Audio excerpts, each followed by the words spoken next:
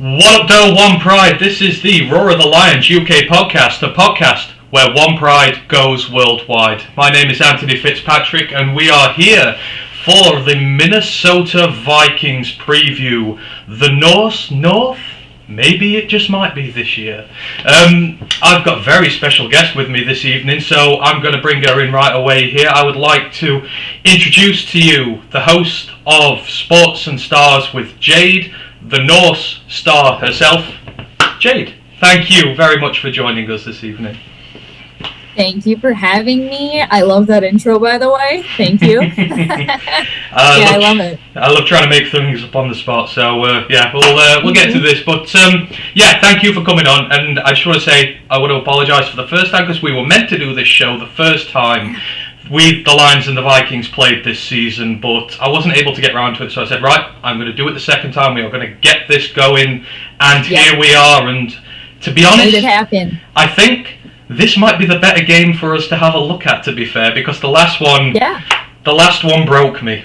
We threw that one away, and we went on such a bad run of form afterwards that I was a mess, and we started winning. So I think the Vikings lucked out on that one too. I mean, they've been kind of lucky, quote unquote, the whole season here, but yeah, that one I'm sure was a heartbreaker. Oh, it was a nightmare, but we're going to forget about the past. We've both got games, I suppose, we want to forget about this season. We will focus on the game going forward this season. So just a shout out to everyone who's joined us. So shout out to Grandizer, the first one in the building. He is the one who let me know. Hi, Grandizer. Yeah, he is the one who let me know about you in the first place. So we started watching the show. So he brings a lot of people together. He does. Got that magic power. So thank you to Grandizer for making this show possible this evening. We've got Lady Lion 20 in the building, Summer Home, myself, Michael Kenji Azumi is in, Giovanni Leons, Lions Gangster. Nice. So we have a mixture of all in here. Kevin H in the building. So thank you everyone. Mark Malak's in there as well. So Brandon Kenny, thank you everyone for joining us. If you've got questions during the evening, put them in. If I miss them, just keep putting them in, and I will get there eventually. So we're all good. And to everyone on Twitch, Derek Bobaric is in there as well. And hey, Twitch. I like the Twitch peeps too. Yeah. He does. Derek, bless him. He's been listening to our college podcast for the last 2 hours. I think he's on holiday. He says, I've had a few cocktails. There you go. Lions are going to roll over the Vikings on Sunday. Oh, it's starting already. I apologise, but we're in a Lions den here. You're nervous about it. You're nervous. Vikings fans are scared. They should be. Oh, absolutely. It's going to be fun. But before we start on the...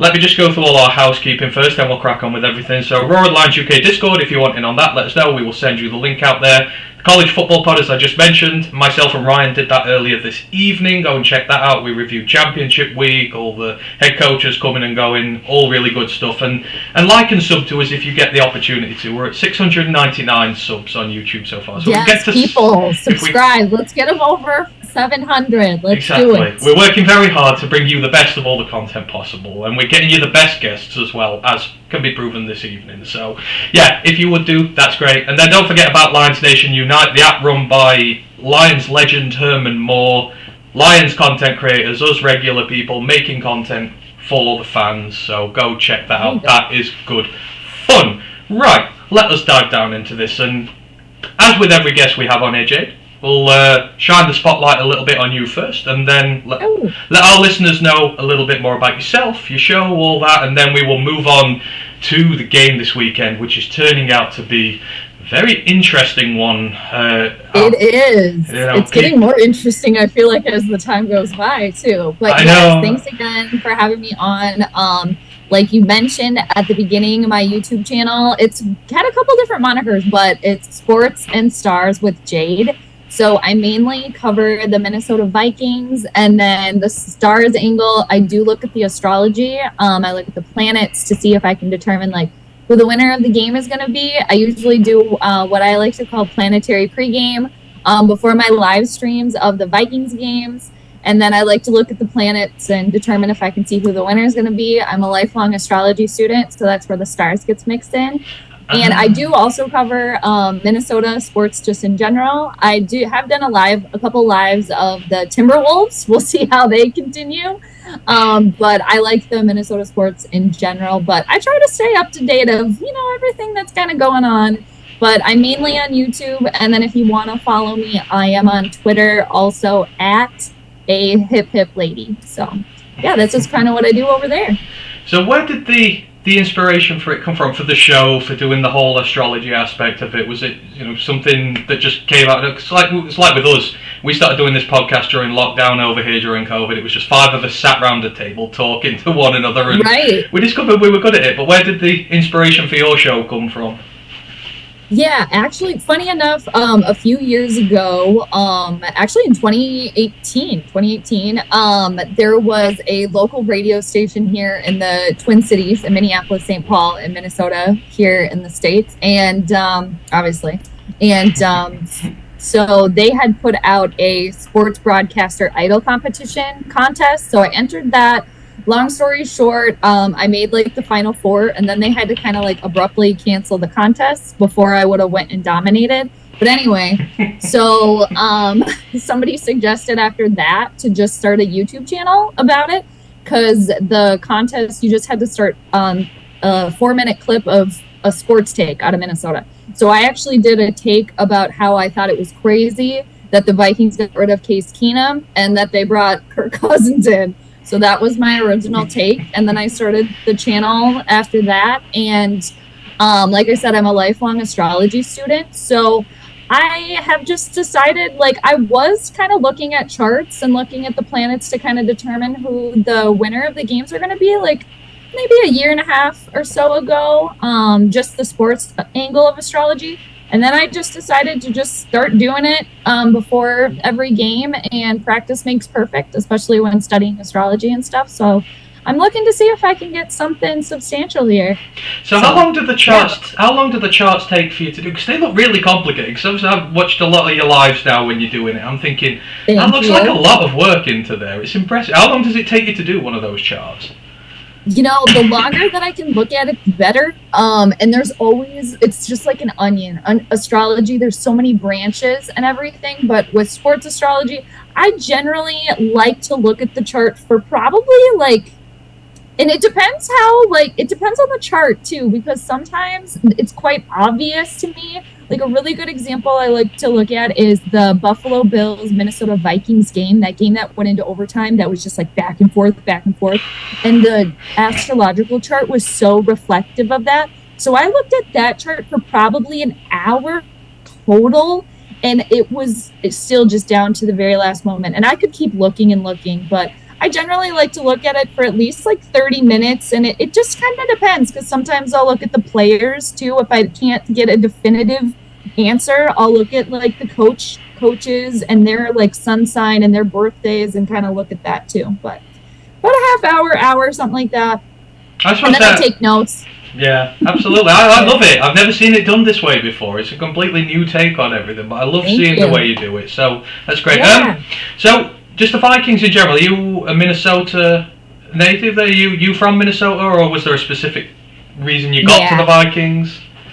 Yep, I'm from here. Yep, and so I've just been Minnesota Vikings fan. Came out of the womb purple, pretty much. So yeah, I've just always been a lifelong fan. I grew up watching sports, playing sports. Vikings were always on. My family, both sides of my family are into sports too. So just always been a thing. So yeah, lifelong fan. Yeah, and like us, lifelong suffering, waiting for the big one. We're still alive, still to get there. I know.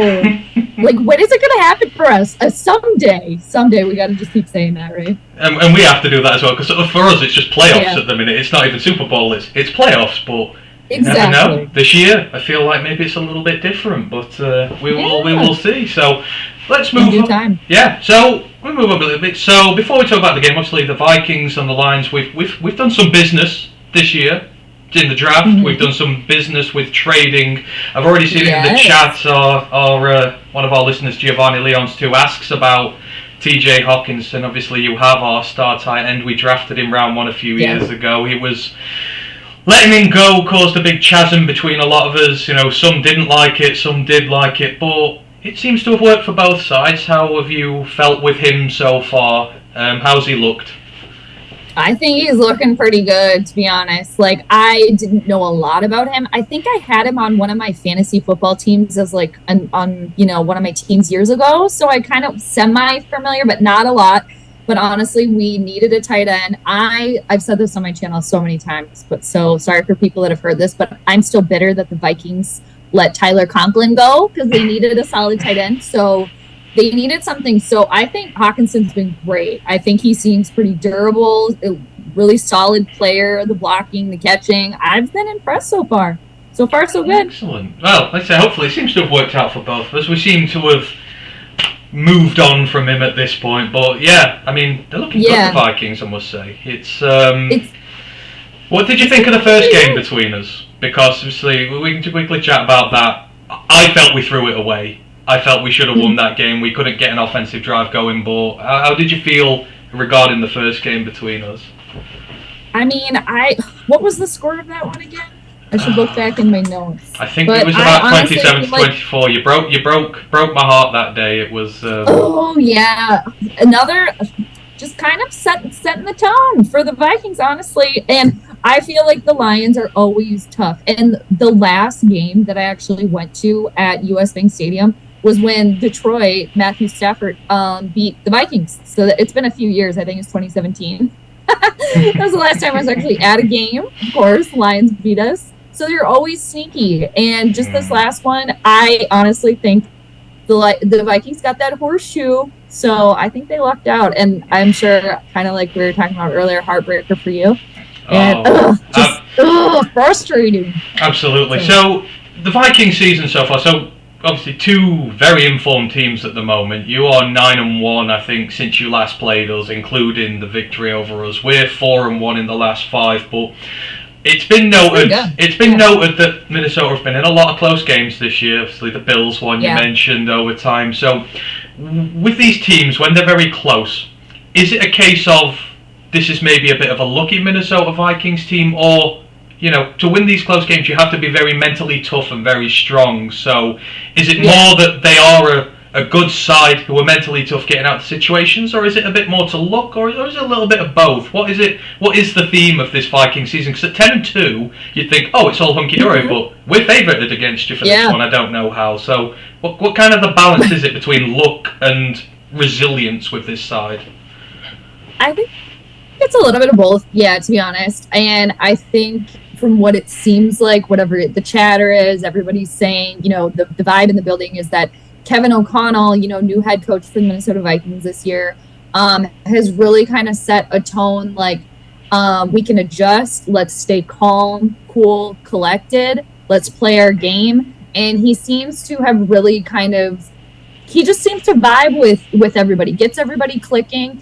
And it seems like too, that it's, especially with Kirk, I will say that he is willing to kind of make those throws, even though he might not get them, because Kevin O'Connell and him have a good repertoire. They get along, and so I also think it is a little bit of luck though too, a little horseshoe in there, but I think it does have a lot to do with Kevin O'Connell and the tone that he has set since being here and really bringing everybody together, because it's obviously on the field to get along and have everybody vibing, but to get along off the field too is really crucial as well. Yeah, absolutely. I must admit, when I sort of come on with Vikings podcasts and that, I get really nervous because with Kirk Cousins, I have made a career out of making jokes out of his contract, the amount he's paid, how he's mediocre, etc. Yes. And I'm thinking, oh God, they're going to rip me on this. But then I listen to your shows and I'm like, I'm all right here. Actually, I'm in common ground. Yes. It's you're not sold on Kirk either for the long run there. No, and I never have been. But I've always said, prove me wrong, and I have said this year there are noticeable differences, and it does seem like. Somebody actually in my chat came up with this, James, shout out to James O'Brien, but came up with the nickname of Kevin O'Coddle because he seems to know how to coddle Kirk in such a way that, oh, Kirk, are you comfortable? Is everything okay? Like Mike Zimmer didn't do that, Kevin O'Connell seems to be willing to do that. And I think that, shows up. But it just proves to me that why do you need to constantly coddle a quarterback, especially one like you mentioned, that's getting paid all that money? He's literally getting overpaid, in my opinion, to do the bare minimum. So I'm not going to praise, somebody that's doing the bare minimum. So I get called a hater a lot, but I just call it how I see it. And I feel like when the pressure really is on, he can't hang. But I'm waiting to be proven wrong. So we'll see. He's done a little bit better this year, but I want to see it continue. Yeah, so, obviously with Kevin O'Connell, it seems to have gone well. Kirk Cousins seems to be doing all right. Obviously, part of the trifecta of running the business, you got a new GM as well this offseason, Casey Adolfo-Mensah. He did the trade with us in the draft. I mean, were you thrilled with that? Because, it seems to have worked out well for both. We're going to get Jameson back. Oh, Jameson is back. You might see him. It might be sort of reward for gifting us that pick that he's going to come back and he's getting healthy. But it's sort of, you see the progress on the field. Are you seeing the progress off the field under Casey as well? Because when we first did that trade, I thought we got really lucky with you there, and I'm thinking, what's he going to do? But he seems to be getting the franchise on the right direction. What's going on? Divisional trade, hello, that's kind of risky. But yeah, it seems like it's, like you said, worked out for kind of both, really. Kwesi seems to be pretty smart too, so far with new GM. So you feeling confident in the direction you're going with these two then? I like what I see so far. I really do. And without getting too far into it and too far spirally, the ownership for the Vikings, they don't ever want the team to tank. They always want them to be, relevant. They always want them to be even, if it's average, that's okay. So it was a competitive rebuilds, bringing these two on. But I think that they have done what they can with, because they can only go so far because it's ownership that really, makes the decisions. But yeah, I like what I see so far. They both seem really eager and really smart, and I like what I see so far. Willing to make moves, which is cool. I'd say it's nice that you can do it in division because there's always been sort of a big taboo, all the in-division trades and that. But it seems, especially with our own Brad Holmes, it seems that they're willing to make the right decisions even if it comes in conference. Yeah. But it's a sign of a good leader, isn't risky. It? So, yeah. Big risk, big reward, I guess, maybe. So, sitting at 10-2, you're coming up to lines. What is your feeling for the team this year? Obviously, you're going to be going to the playoffs regardless. The division will be yours sooner rather than later, but where do you feel the ceiling is for the team this year? Because obviously it's the first year of a new head coach, first year of a new GM. Mm-hmm. How far do you think they can go? I mean, when I did my predictions, when the schedule came out, months ago when we all do, I had the team going 9-8. So they have already exceeded my expectation. So I think I can be pleased about that. I am just skeptical, and I'm concerned that it's going to be kind of tale as old as Vikings time, that they're going to get into the playoffs and it's going to be one and done. Now, I still think for Kwesi Adolfo-Mensah and Kevin O'Connell, that would be successful for them, but for the Vikings as a whole, it would just be here we are again.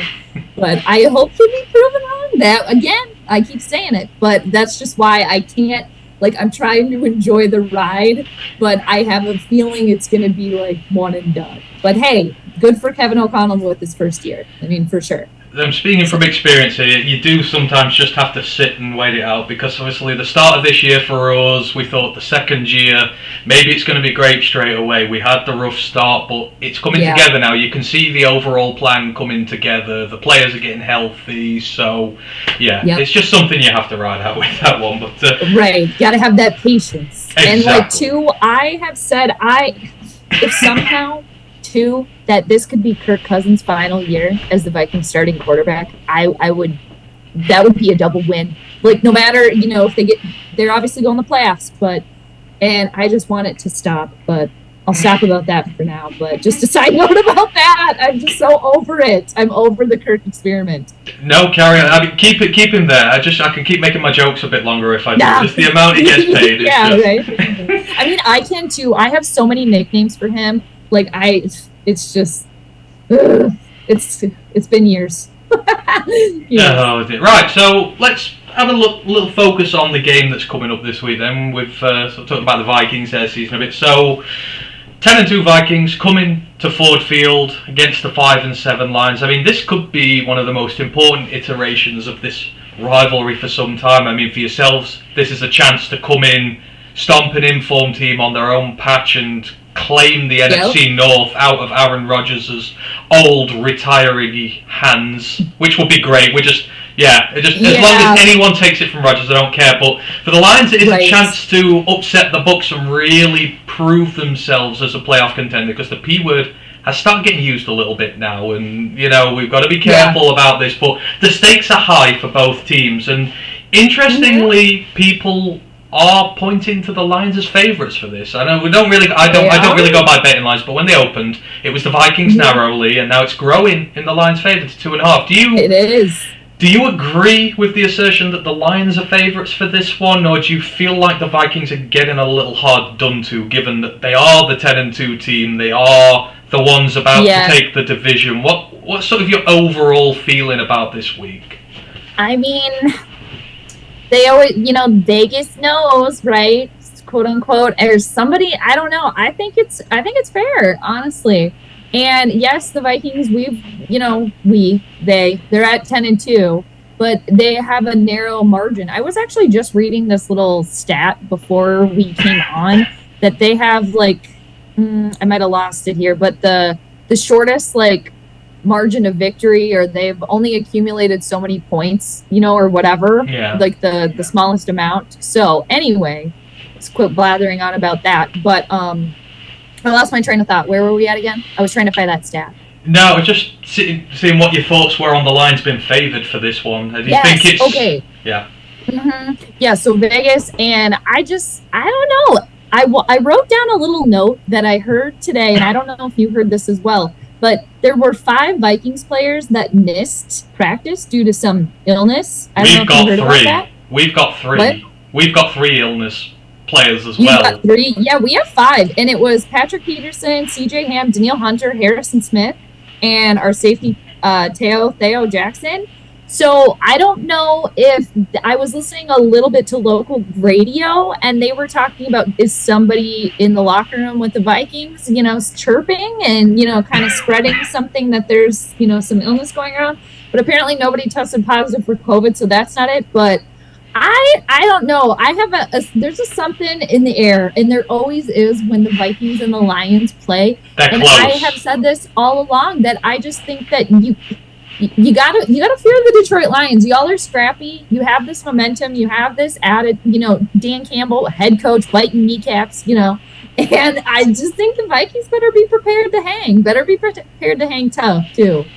Like I said, they're always close, aren't they, our fixtures? Last year, the touchdown from Jared Goff to Amon-Ra St. Brown. This year, Kirk Cousins, the late one. I always seem to age about 5 years when we play one another, just because of how stressful it is. I mean, it's usually that with most Lions games. This weekend just gone, I was sat down with a drink, just, this is nice. This is what it feels like to blow out somebody. They're usually so stressful. So right, and I'm sure too you can probably relate. We say this in my chat on the live calls. We have to check our vitals during the games, because are we okay? Is everybody okay? Because of the pressure, the situations and the high blood pressure. It's just trying to give us a heart attack here. Please. I know, absolutely. So, in terms of the injury reports, obviously you've gone through yours there. For ours, we have Khalif Raymond, Nate Sudfield, our backup quarterback, and Jeffrey Okuda, obviously our star cornerback. They have illness issues on there. Coyote Awasika, our backup, our right guard currently, because we've had that many of them there this year. He's hurt his ankle. Derek Barnes, the linebacker's hurt his knee. Frank Ragnow, he's having a day off, I think. But Evan Brown is back. He is our usual right guard, so we should have our full offensive line available to us this season. And DeAndre Swift, he's always limited, but he's going to play on there as well. But I mean, you can't ignore that name too. No, he's got such a great name for an athlete as well, Swift. Absolutely. But obviously, in terms, like you said yourself with the illness, have they said how serious it is? Are they still all expected to play, or has it not been sort of let out there as to how bad it is? I don't think it's been let out yet. It's very ominous and weird. I just heard it shortly before we were coming on here. Yeah. So, and they haven't even said, they just said that it's not COVID. So I guess maybe that would be an inkling maybe in due time that they'll be back. They just didn't practice today, I guess, walking around in masks. I don't know. So I don't know. Well, I don't know. It's very weird. It's weird. There's a feeling. And happy full moon. There's actually a full moon today, so it's kind of crazy that, you know. Does that factor into the charts then for this week when you do? Have you done your chart for this week, or do you do it on the game day? I have not looked at the chart yet, no, but oftentimes they do, because you can, you know, just on a collective level, and full moons are, you know, just the moon rules and motions and things. So we can all feel it on a collective level, usually a week leading up and then like a week after. So yeah, it could come into effect here. We'll have to see, but I haven't looked at the chart yet. Part of me during the week, sometimes I like to leave it a little bit just out of like some anticipation, but there are some planets that don't move very quickly, so they obviously stay in the same position. So, but there's a lot that goes into it. But yeah, I haven't looked at it yet. Right, so let's have a look down at the breakdown of some of these sides. So we start with the Vikings offense there, sort of against the Lions defense here, and the offensive line seems to have had some issues in Minnesota this year. There's been a lot of pressures given up, and usually we associate Kirk Cousins with being well protected there, but what's sort of gone on in terms of the offensive line, and are you worried now coming up against a fully healthy Detroit Lions defensive line? Because obviously Aiden Hutchinson performing really well at the minute. James Houston, one of our rookies, 3 sacks, 2 games. We've got Josh Pascal, our second round pick from the draft this year, back. We've got our interior finally healthy. Is that something that's worrying you coming into this week? Yeah, it is, especially back to Pizza Ranch Boy, aka Kirk Cousins. He did a commercial for Pizza Ranch when he originally came I wondered why you were using that on your stream. I didn't know where that name came from. I just love the Kirk Cousins slander. Yeah, oh, I know, like Robot Boy, Bubble Boy. We call him Gummy Guy at a certain point in time. But yeah, he did a commercial for it's a local pizza place for Pizza Ranch when he originally was signed on. So that's where that name came from. But yes, to answer your question, yes, it is kind of terrifying a little bit. Our offensive line has always had issues as of late. Our center actually is doing a little bit better. Garrett Bradbury, he's been surprisingly kind of holding it together. We got a rookie guard, Ed Ingram, who's kind of been effing some things up. So yes, it is a little terrifying, and especially Kirk has been a little bit better about scrambling, getting out of the pocket better than he has been in the past. But it is worrisome. Yes, it is concerning. Yeah. And in terms of the offense in general, is there anything else for the Vikings that's been a struggle this year? Are there any aspects that, you know, has not been great in terms of what they've been doing offensively? I think, well, back to Kirk again. Sometimes dude, what are you doing? You know, and it goes back to, if everything's not perfect, like, did Adam Thielen not run that route perfectly? Is that why, you know? So there's issues there. But I will say, I mean, Justin Jefferson, obviously, it's like if you kind of just throw it in his vicinity, he seems to be able to catch it. But it all kind of, in my mind, it goes back to the quarterback, because that's the one that's handing the ball off.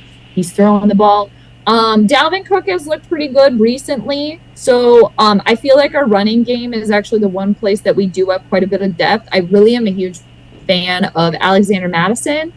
We're not. Adam we're not. He loves playing against us, Matheson does. Your running backs love playing against us. Really? Yeah. Just because, or what is that? What's about that? It's been our run defense over the years, hasn't it? You always see Dalvin Cook always seems to have big games against us, and when he's not well, Matheson always seems to play well against us. But maybe they're just good. No, I don't know. Yeah, but I don't know. So maybe we'll see some more explosive run game too. We'll see how that goes. We'll have to kind of take a little peek at that, because I think too, just to go back to Kirk Cousins, I've said this before, that I think Kevin O'Connell's a smart guy, and he knows Kirk Cousins' ceiling. So when we're seeing some extra runs where we're like, hey, why aren't we throwing the ball? Well, maybe Kirk isn't too comfortable to be throwing that ball. But we got Adam Thielen, who's still pretty good. KJ Osborne, I really like him. TJ Hawkinson, obviously we were talking about a little bit there. So there's availability, you know, to spread the ball around. But again, it all goes back to Kirk. Are you comfortable? Can you handle the pressure? I don't know. We'll see. Yeah, absolutely. So, what do you think offensively, strength-wise for you? How do you think they're going to attack us this week? Because obviously we have...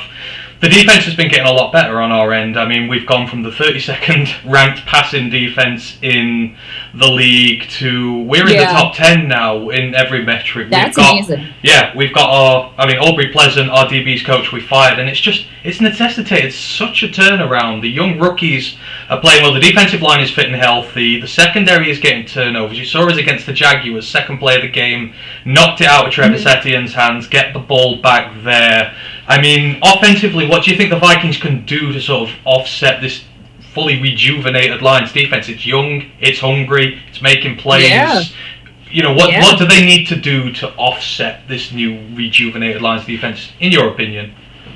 I think, in my opinion, it's just be consistent, and they need to keep the Vikings offense really needs to. They always start off well. The first series or their first drive, they always start out really, really well. And then they need to keep the foot on the gas. And I think it's utilizing the best offensive weapon that you have as much as possible. And that's Justin Jefferson.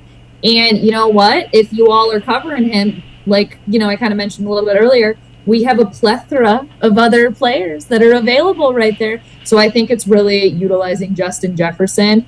And also, I think, too, utilizing the run game a lot, too, and mixing it up a little bit and spreading the ball around.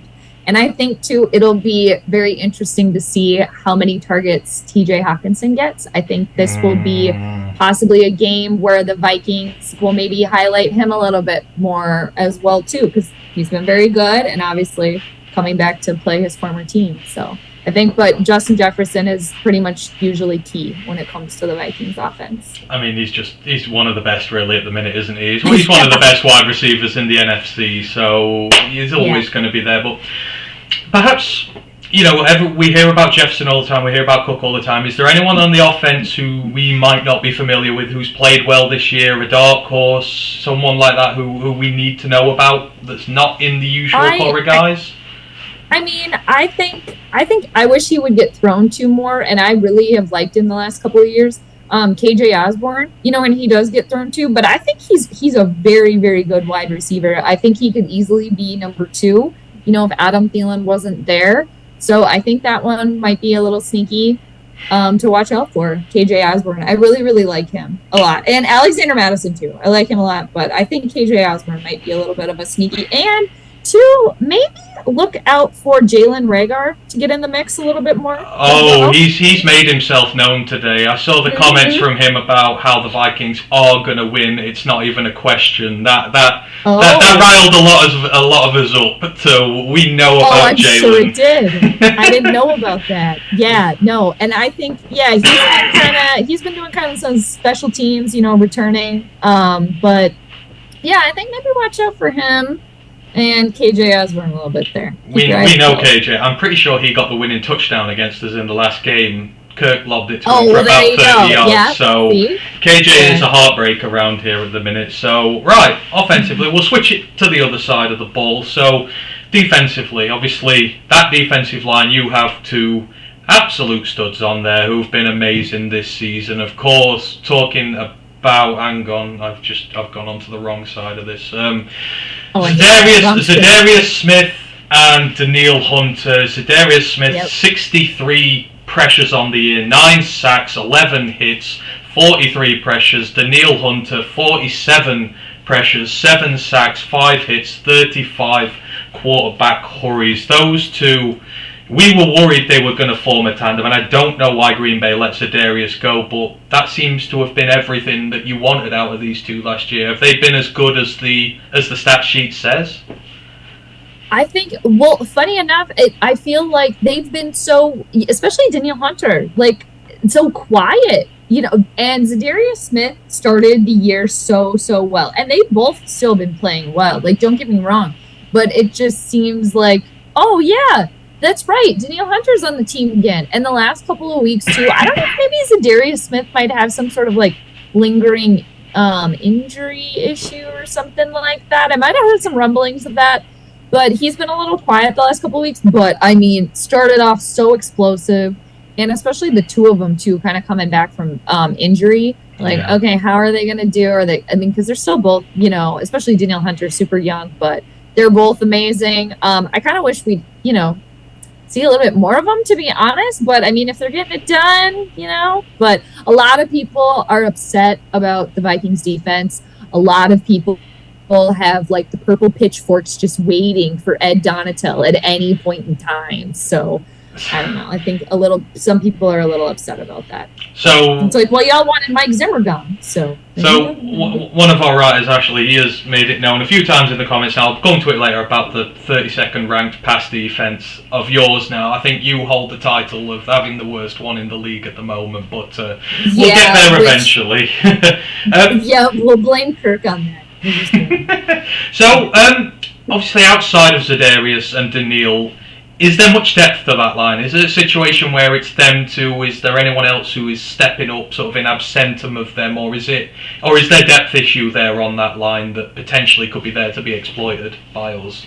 Well, I call the Vikings defense the nursing home, actually, a lot of the time, because they're built up of a lot of like older people, but another person that's really kind of been stepping up here is Patrick Jones II, linebacker. So I think he's one to watch out for. Definitely very, very explosive there.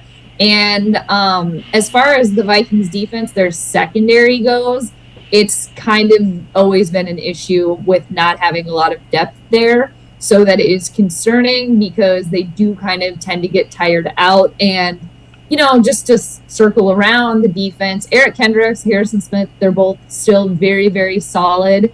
But the defense tends to kind of tucker out after a little bit. But Patrick Jones II, very impressive, especially last week.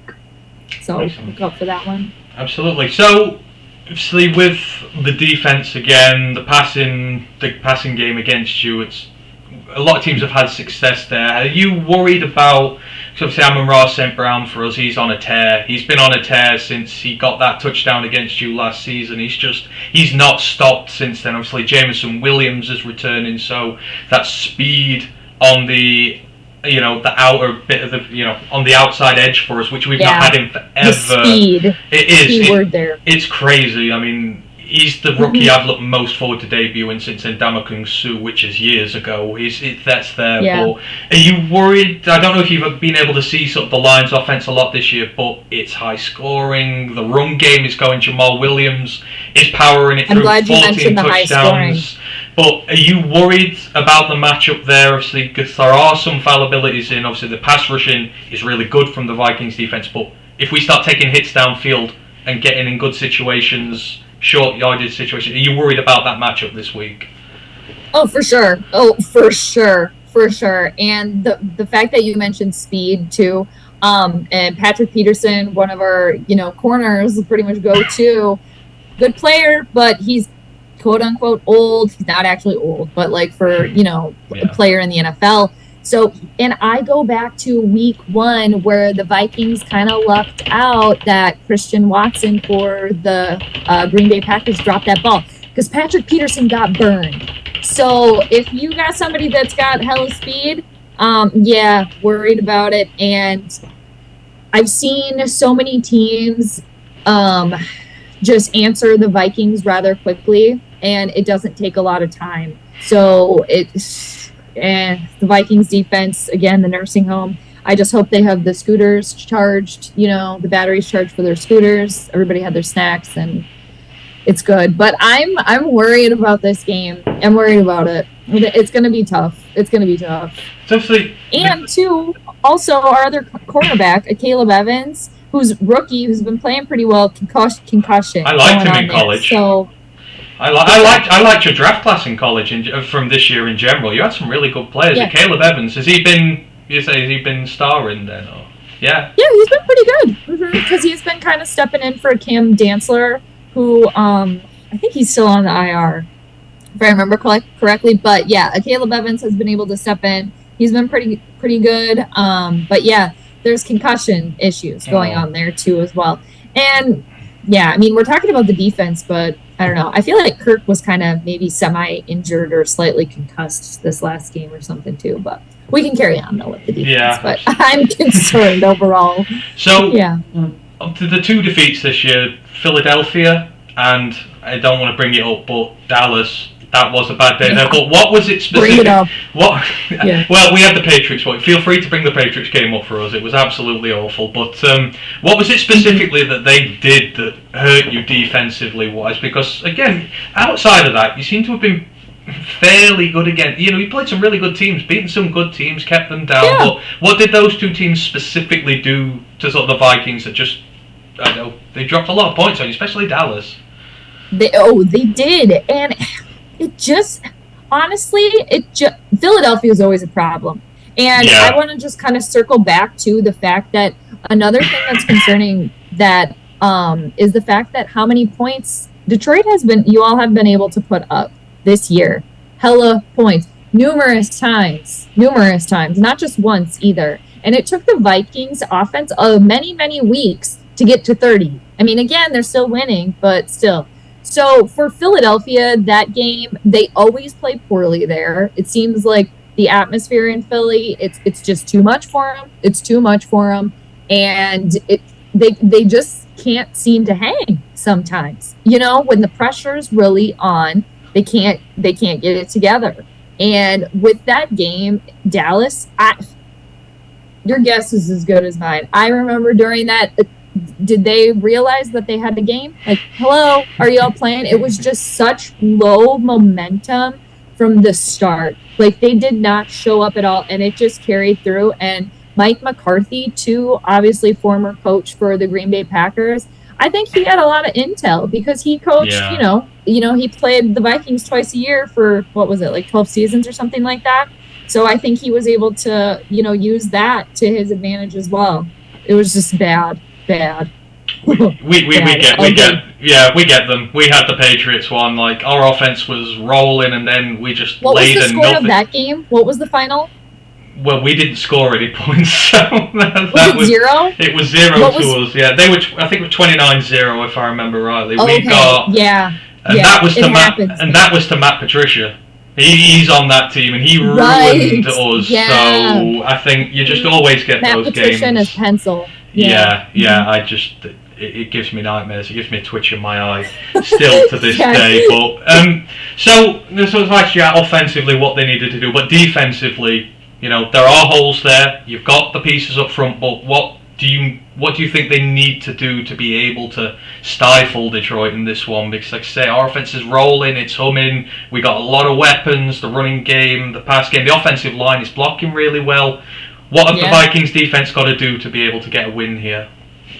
Honestly, I think just go for Jared. Just go for him. They should blitz. They should blitz hard.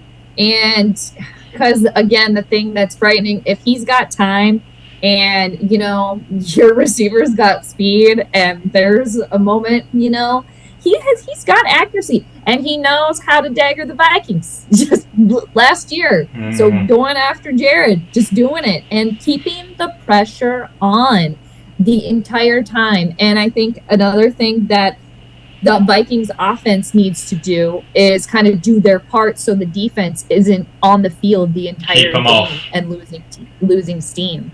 Because, again, with the Vikings defense, kind of how they're a little bit older, they kind of get tuckered out a little bit quickly. Like, let's not leave them on the field the entire time. So just, let's go at them hard. And I think, honestly, going after Jared Goff, because just that's the key. Keeping the ball out of the quarterback's hand, I think, is the starting key for any team, really. Yeah, and taking that ability away. Well, stopping the run game as well. You stop that and you put him in those long situations. You've got the guys to go after him, really, don't you? So, so on that defense, you mentioned Patrick Jones on there. We hear about the star guys all the time, but again, is there anyone else on there who we need to be aware of, who maybe we aren't so familiar with? Like I said, there's quite a few rookies of yours in there as well, like it is with ours. So, is there anyone that you would highlight for this one, sort of who needs to have the really big game, or we don't know about? I think just the defense as a whole, just because, again, that they have been under the magnifying glass here. Harrison Phillips might be one to watch as well. He's been pretty good. We snagged him up from the Buffalo Bills, so he's been pretty effective as well. And apparently, he kind of was able to kind of sniff out the Josh Allen move, where I don't know if you remember how the Vikings, it turned into that like weird play where then the Vikings ended up getting the touchdown because they got it. I don't know. So Harrison Phillips, I think, is another one to kind of look out for. And, like I previously mentioned, Patrick Jones II. And if a Caleb Evans does play and he's back, full steam ahead, I think another one, rookie up-and-comer. But yeah, absolutely. So we talked about the offense, a bit about the defense. Now, in the last game, Greg Joseph, he's been known to be a good kicker. He's Greg the leg over the years, but he had a bad game against us. I don't know what was going on there, but special teams wise, has that been an issue for the Vikings this year? Did those problems It's always continue? an issue.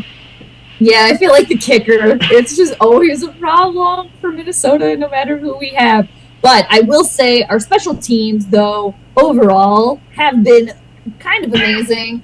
Ryan Wright is an amazing punter. He can also throw the ball too. So part of me is like, why not just put him at quarterback as well? But Greg Joseph, it's like we can't trust him. We just can't trust him. So if this comes down to a field goal, which at some point in time the games always do. So I don't know, go for 2 points. He's been missing the PATs, and that's like a free throw in the NBA. It's concerning. There's always something with the Vikings kicker. Always something. Mm-hmm. Yeah, well, we know a thing or two about last-second field goals. We've been burnt about those the last couple of years. The Ravens last year, there was so many. The Bears did it to us. We had it done this year. It's the worst. Yeah, it's absolutely awful, isn't it? Yeah. So, overall, how are you feeling about the game for this one? Obviously, two informed teams coming into this, a lot of stakes there. You've said about how the team under pressure can maybe crack a little bit. This is going to be a big atmosphere at Detroit. The belief finally seems to be back with our team. We finally seem to believe, the players seem to believe. It is loud, it is raucous. Yeah. You saw what happened to the Jags. They just beat the Ravens and they didn't get looking against us. So yeah. I mean, the roar's been restored, right? It's there. It's back. The Dan Campbell like effect. You said, I mean, Detroit, and it kind of started. I'm kind of a little bit surprised because ever since last year, I have kind of been a little bit kind of keeping my eye on the Lions. Like, they're the sleepers in the NFC North, and I've still been confident in that. I, kind of dipped down a little bit, but it's all about the momentum, and you all seriously have that momentum and this passion and this drive. Like the Vikings, right? We're sitting comfortable right now. We're 10-2. We're already gonna go in the playoffs. If they lose, okay. So it's like the Lions. I feel like, just as a vibe right now, I feel like they're hungrier. They're hungrier for the win, and it might be reflective during the game. I think it's going to be a good game because I don't think the Vikings want to go in there and lose, mind you. I think hopefully they want to just keep adding the wins, right? Just keep it going. But I think it's going to be a good one. But honestly, the Vikings better be ready. Y'all are tough, and you got that grit and that attitude. And Dan Campbell, I mean, I'm a fan of Dan Campbell. As somebody that he's not my coach, but I mean, I like him from afar. I like the attitude. So I do, especially when we went 1-6. I was getting really angry on our shows just because you want him to succeed and you want it to go well, and it just felt like it was slipping away a little bit. But now you're seeing the team is bought in. It's young, and all it needed to do was learn how to win games. And now that you're seeing that they can, because the big thing when we lost to the Bills, like after we lost to you, we put up 0 against the Patriots and 6 against the Cowboys. The team just seemed to lose all its confidence because it lost from that winning position. Yeah. And it was always a mentality issue. Can they get back to it? Because we maybe should have beaten the Bills. You did beat the Bills. We nearly should have done it. It's possible. Exactly. And it was how do we react to it? But we reacted by putting a whooping down on the Jaguars, who just beat the Ravens. So I'm supremely confident. But again with you, I think this is going to be a really good game. For everyone who's listening, if you want to get some questions in, so I've got Jade for about an hour, and we've been going 50 minutes already. So if you've got any questions for her, put them in. Oh my gosh, wow, time just flies. Exactly. Seriously. So yeah, put in any questions you've got. We're going to chat about our predictions and stuff for the game. Then we'll do any questions at the end if you have any. So, we've kind of been through this. You know what sort of team we are at the minute. We know what you are. What is your prediction for the game? Are the Vikings going to roll into the Motor City and wrap up the NFC North, or are they going to have to wait one more week? Yeah. Oh man. Well, it's hard to, since I've started doing the charts too. Even though I'm a fan, like it's hard to go like kind of against the astrology a little bit. But what's the gut feeling? Do you reckon you're going to hammer? What's the gut feeling? Do you reckon we're going to hammer these guys? Honestly, the gut feeling right now, and I haven't looked at the chart either, so it doesn't even count. So the gut feeling, honestly, is that the Vikings are going to go in there and lose. That they're going to go in there and lose. They're not going to, and then they're going to say, oh, well, the Lions had all that momentum, and it's okay. We're already in the playoffs anyway, and, do. Honestly, I think that they might go in there and not be able to hang. When I say I'm concerned, I am concerned. And that is my gut feeling right now, that you all just got that edge, and you want that revenge as well. Oh, yeah, we do. I mean, I know Dan Campbell does, because the coaching decisions, he says they're going to live with him for his life, the ones he made in that, because he's learning. And that was a tough and painful day for him, especially in the conference. We've struggled for years in conference, but right now we've beaten the Packers, we've beaten the Bears, we're so close to beating you. We could have been 3-0, but it stings. Seriously. And I think that's when wasn't that when he was crying at the podium? Yeah. Too? And you can't blame him. Like, I remember too, I was like, how can you blame that guy? I mean, seriously, just so like, man, you just feel for him there. You feel for all of you, but I know you all are tough too as fans. Like, you all are fine. I know you're fine, but like, man, it's just like, oh, but he cares. The Lions again. But you said he was learning though, right? Because I think there's been issue with him. The clock management, I think, has been an issue, but seems to be getting better at that. Yeah, no, there was because last year we were in a position where we really had nothing to play for. It's the first year after Quinn and Patricia. The cap's screwed. Our injuries are horrendous. We're missing 95 million in dead cap and IR money, which is nearly half your budget. So last year it was kind of a young team, rookies, and he was really aggressive, because you could be, because nothing was expected. And then it kind of followed through a bit into this year. But this year you're getting the core of a really good team there. And you've got to start you can't just be aggressive all the time. And there were issues with fourth down, but he's learning. And more importantly, he knows his staff. Like I say, the DB's coach is gone. The DBs are flourishing. He knows where the coaches aren't quite working, and he's working it out as he goes along. But it's the same with anyone. I'm sure. I say Kevin O'Connell is 10-2 in his first year. It seems everything hunky-dory, but I'm sure he has his issues as well, which you've probably noticed. Sure. Is there anything there in terms of, we talked about the teams, but Kevin O'Connell himself, is there anything that, any issues he has with his game management, etc.? I think honestly, he's been really good at making adjustments during the games, in game. I think he's been really good about that. I think the one maybe critique I have a little bit, but it's a very minimal one, is he's very, it's on me, after the games, but you can't really dog him too much for that. But I think he seems like a really, like, passionate, hungry, wanting to win, smart, intelligent, bright guy that is really able to connect with his players. And I think it shows, because too, the Vikings this last season before Kevin O'Connell came on, it was really like it got pretty dark there. It got pretty ugly. So he's really kind of been able to it seems like kind of shine a light a little bit here on the team that he was given. So absolutely doing well so far. Yeah, we'll see though. We'll see. Yeah. Because obviously it's pressure. I mean, I guess the pressure is there want to get the NFC North wrapped up now, and we saw with the Bills, they had all the pressure on them. We had no pressure, and you see it kind of levels the playing field a little bit there. So I feel like that's got to be factored into this weekend as well. The Vikings are coming into enemy territory. And they could put a statement here and say, right, we're going to decisively take this. Yeah. The Vikings are just so... I have this complaint with them, too. Like, when they get the dagger in, they don't twist it. So there's an opportunity for it to just kind of fall out. Like you said, they could really go in there, and if we beat you all, make this statement. But they just tend to fall short there, which is why I'm kind of like, I don't know if they got this in the bag. Jalen Reagor saying we got it in the bag. I don't know, man. But we'll see. I know. Jalen is gonna. He will regret that one in the end, maybe. I don't know, but we'll see. He might go back and delete it. Maybe. I know. So I always get nervous about predicting wins, but I don't know. I feel this is going to be close. I feel like this is going to be.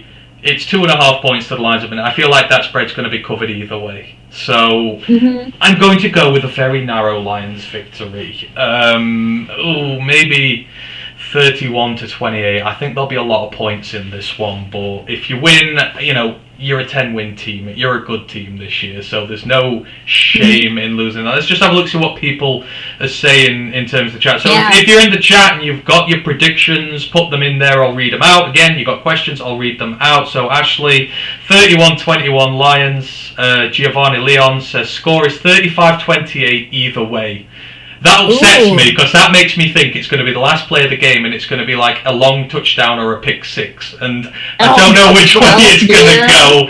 Oh, Giovanni, don't do that to me. Lady Lion. Oh my gosh. Lady Lion goes Lions 35-14. Oh, I don't think we're going to do that. That never happens. Oh, 35. We'll I mean, I don't know. I can see it. But I don't know. I think the Vikings will at least get into the 20s. I would hope so. But so, yeah. Grandizer the man, Vikings 28, Lions 31.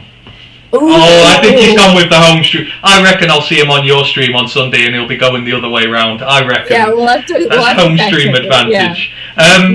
So Megan, who is our Seattle fan who comes in here occasionally, lives over in Australia. She lives in Australia. She was over recently to see Seattle and like there. Cool. But, Seattle, like who knew too that they were gonna like come out. So she's with you. Vikings 35, Lions 28. There's a theme here. It's like it's a one touchdown thing for the most part. So it really is 35 for the Vikings. That would be nice. Yeah. Ken Stouter goes +6 to the Lions. Michael Hook 30-27 to the Vikings. You're getting some results here. This is like our home patch here. Yeah, so I feel like we're kind of getting a little favoritism here, maybe. I don't know. It's just that close, isn't it? I think everyone recognizes how close it's going to be. So in Twitch, El Juderman goes Lions 28, Vikings 24. Derek Bobarek goes Lions 31, Vikings 28. It's close. That seems to be a popular one, like around 31-28. Yeah. So it's going to be a high-scoring heartbreak for somebody. Seems to be. I think it might be. Yeah. Oh no! Oh man! We're all have been able to put up those points, so that's what's concerning. I know. But we know what Dalvin Cook can do to it. He can have a 200-yard day, but that's true. I'm trusting our run defense is getting better at this point. So.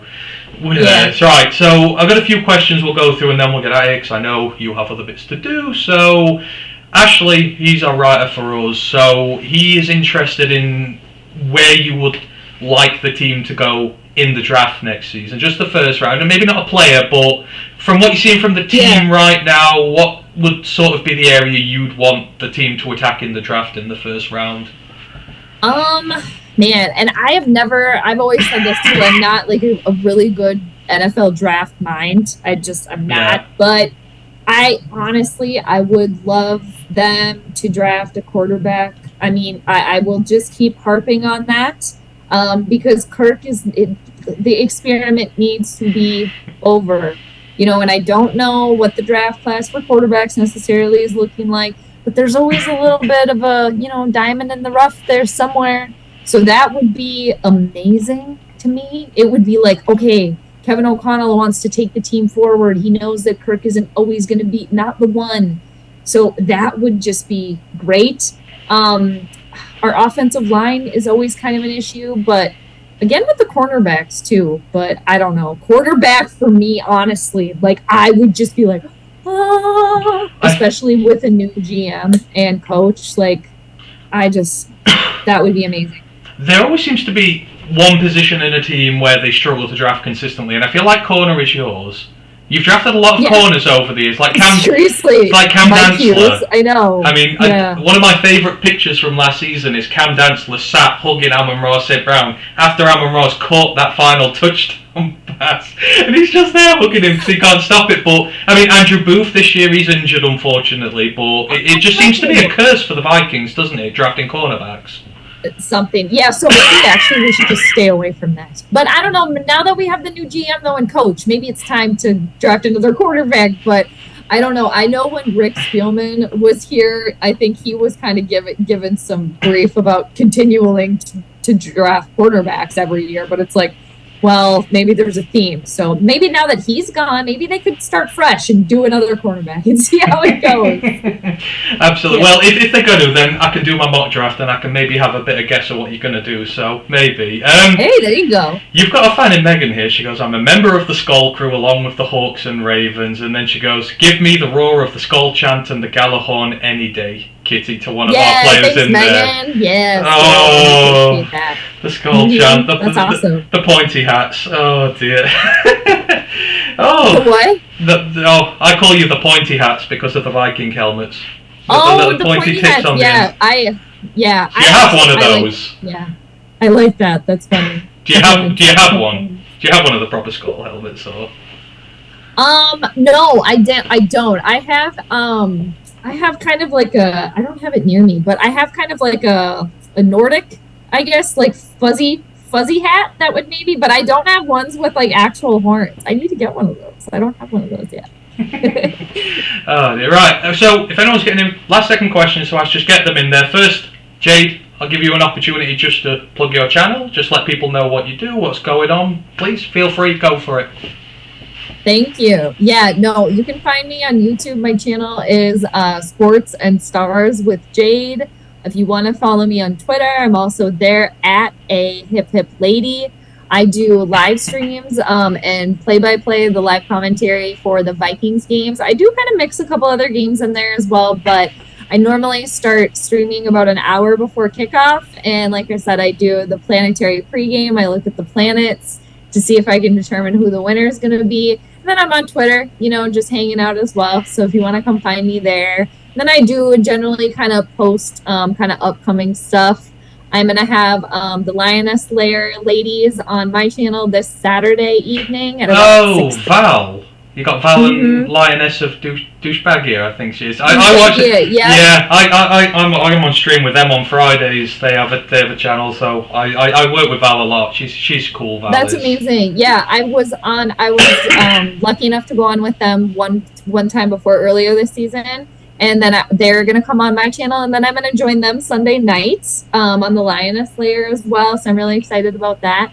But yeah, you can find me on. And then again, thank you so much for having me. And if anybody that is from my channel that's on here that you have not subscribed yet, do it. Come on, you gotta do it. So thanks again for having me on. I know you've got a few new subs as well. I saw Micro Mike. He's one of the best Lions content creators out there. I know he subbed to your channel earlier. He'll bring some more in. So nice. Yeah. Well, thank you so much. No, thank you for coming on the show. I really appreciate it. And I say it's been fun. I'm glad to have finally got you on. And whatever happens on Sunday, I hope it's a very fun, entertaining game and the Lions win. Me too.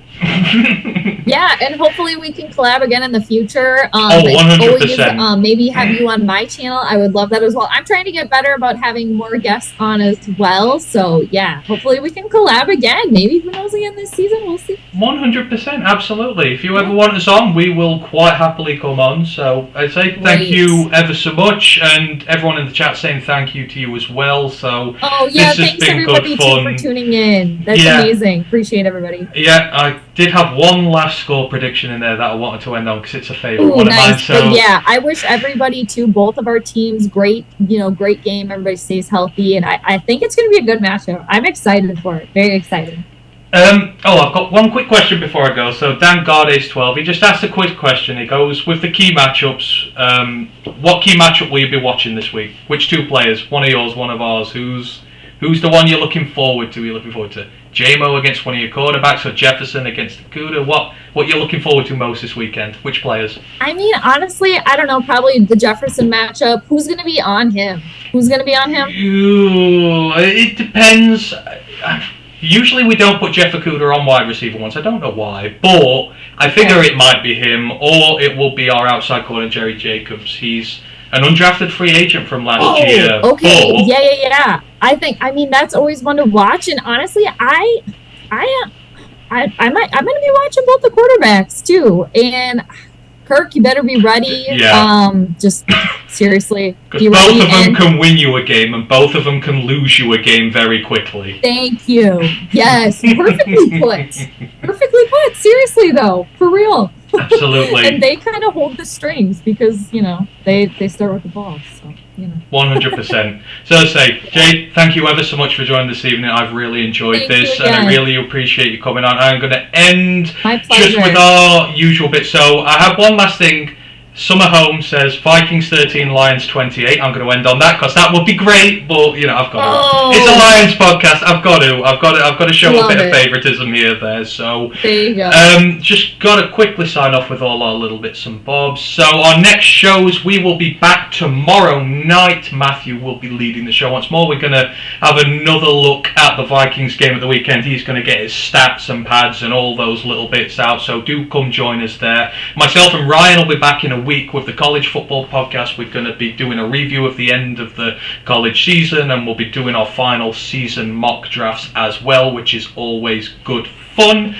Socials, as I say, you check out Jade on Sports and Stars with Jade. Please do go over and give her a check out on game days. It's good fun. I know I will drop in with you this week there. For us on YouTube, Roar of the Lions UK, I do believe we hit 700 subs during the evening, so thank you very much to everyone who subscribes. I really, and we all really appreciate you. It means a lot to us to know that you want to follow us. On Twitch, you can find us at ROTL_UK. On Facebook, our page, Roar of the Lions UK. Our Facebook group, Detroit Lions Fans UK One Pride Worldwide. On Twitter and Instagram, you can find us at ROTL_UK, and our website, www.roarofthelionsuk.com. Our writer Ash will be putting his preview with its very terrible pun headline on top tomorrow, but it's always good fun. So thank you ever so much. Don't forget to subscribe and rate us 5-star.